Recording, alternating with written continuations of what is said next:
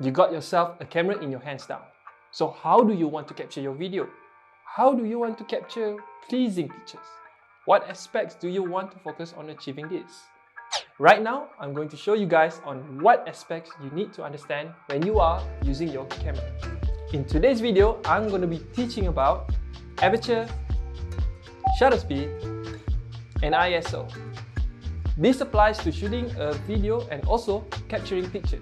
Okay, let's go! First and foremost, you should know that all of those three I mentioned earlier relate with each other in the exposure triangle. Understanding this allows you to make your pictures more pleasing according to your creative decision.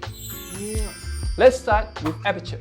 Aperture can be defined as the opening in a lens through which light passes to enter the camera. This explains why there are some footages that you have seen before that have a blur effect at the background of your subject. This is to show the depth of field between the subject and their background.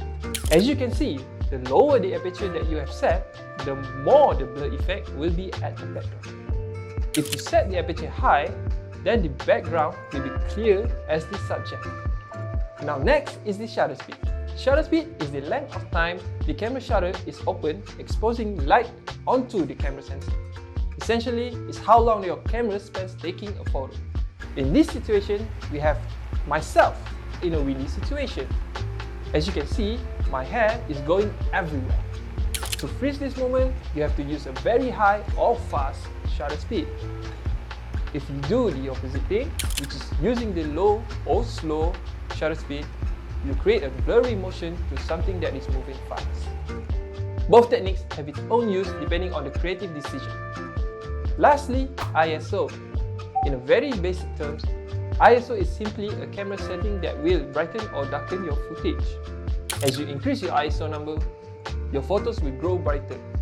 With that being said, ISO can help you capture images in darker environments. However, raising your ISO has consequences. A photo or video taken at too high of an ISO will show a lot of grain, also known as noise, and might not be usable. You should only raise your ISO when you are unable to brighten the footage via shutter speed or aperture instead. That's the end of this video. So, there are three things to keep in mind. First is the aperture, where you can either blur or keep the background as clear as the subject in front of you.